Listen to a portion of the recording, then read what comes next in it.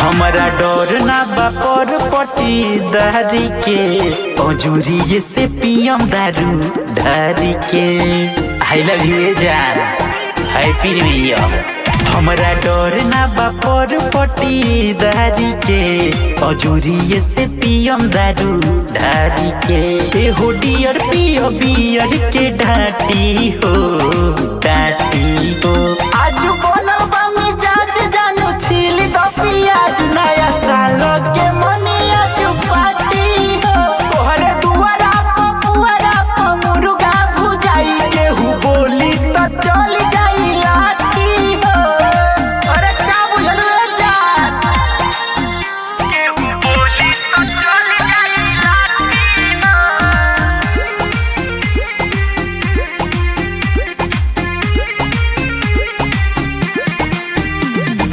Welcome करो जानू 2025 के। हाला न करी हम मसाला दी ऑफिस के। लहर के कोहर बाहो करे जाए झूमत सहर बाहो। ना तो फान जाई दोसरा के टाटी हो टाटी हो।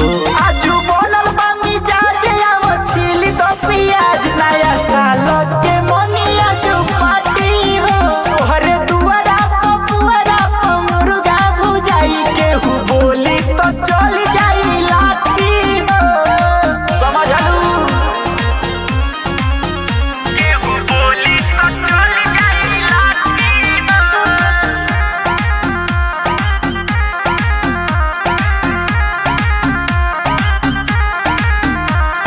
गोईठा पभौरी से काई गोले गोले चिखना के माचा लियाई होले होले।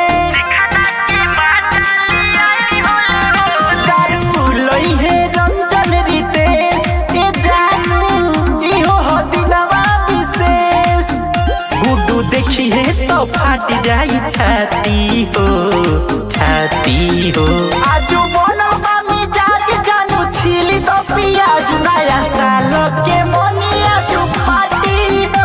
और दुआरा पुआरा मुर्गा भुजाई केहू बोली तो चल जाई लाठी हो। बुझलू जान।